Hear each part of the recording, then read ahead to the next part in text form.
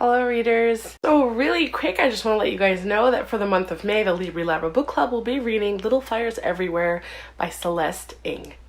If you haven't read it yet, now's the perfect time to pick it up so that you can discuss it with us at the end of the month. In case you've been wondering where I've been sick, and I'm still kind of sick. But I'm here and I wanted to do my wrap up. Please feel free to send your get well wishes via the like or subscribe button. And don't forget to hit the bell to be notified when I upload new videos.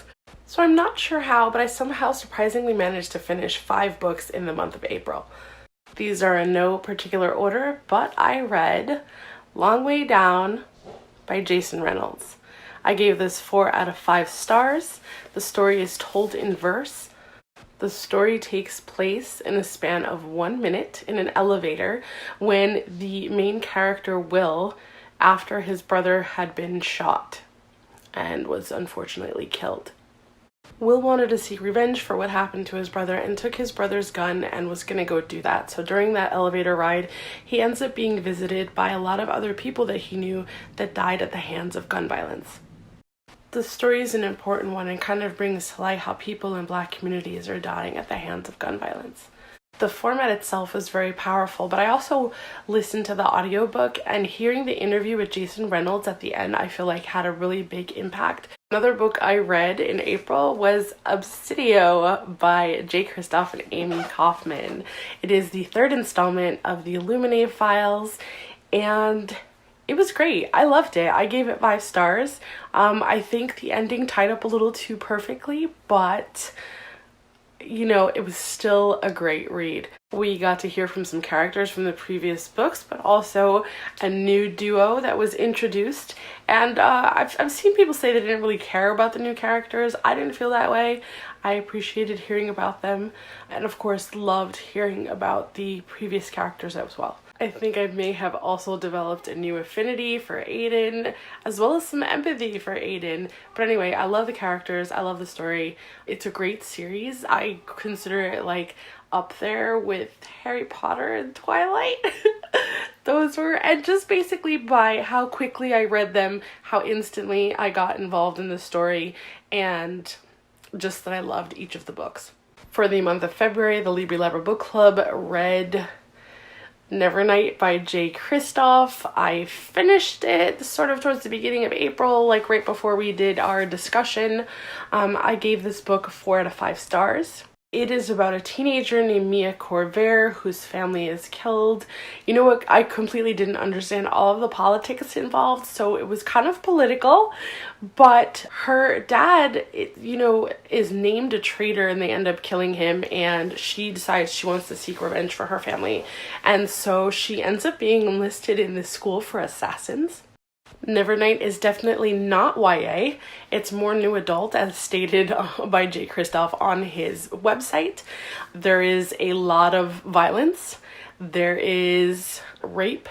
There's also very detailed explicit sex. The sex scenes are very raw and lusty, and being a demisexual, they made me feel uncomfortable. But for some people, I can see how some people would think it would be super hot. Honestly, when I processed that it was a man that had written it, I feel like that impacted kind of my feelings about it, because I think men and women write sex scenes very differently. But, if you read the book, it's up to you guys to judge. But all in all, I got very attached to the characters, and I'm looking forward to jumping into the next installment. But I'm probably going to hold off and wait till the 3rd one comes out, so that way I can just marathon them. The other book I read was Call Me By Your Name. Okay, the author's name is Andre Aciman, I think. I listened to the audiobook for that one, and it was a little bit confusing because the story is told from the perspective of Elio, but the audiobook was read by Armie Hammer, who plays Oliver in the movie. So that was just a little bit confusing. I have not seen the movie myself yet. The book was very uninhibited. There were also very explicit sex scenes. The story takes place in Italy, where 17-year-old Elio lives in a house where his parents kind of bring in exchange students in a way, I guess.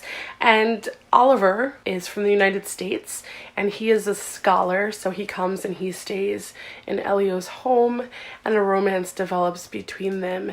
And it seems like Elio was a lot more comfortable with what was happening, but Oliver was a lot more hesitant to allow these feelings to come to light.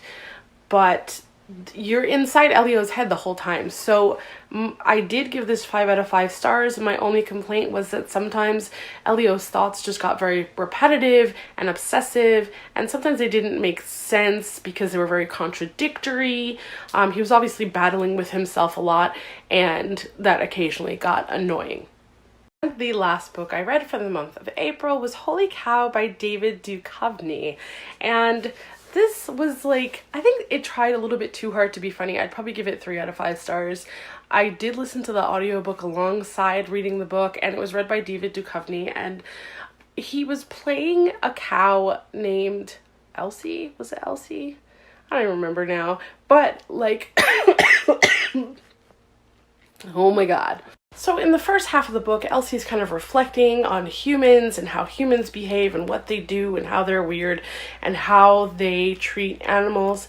And then the second half of the book, Elsie has decided she wants to find a better place, and she kind of goes out on this mission. She comes across some other animals that join her. I think the moral of the story was kind of cliche, and really if you just stop to think about it, you might be able to figure it out, but I'm not going to spoil it for anybody. I don't know, if you could get it for free, some people might think it's funny and it might be worth checking out. I got it discounted at Barnes Noble, and it was what we were reading for a book club, and we're going to be talking about it on Saturday, but I wouldn't rush out to get it. And once again, be sure to leave those get well wishes by hitting the like button or the subscribe button. Either will do. Hopefully I have a new video coming out to you guys really soon. I'm hoping this goes away quickly. It might be tonsillitis. I don't know. Anyway, thanks for watching and see you next time.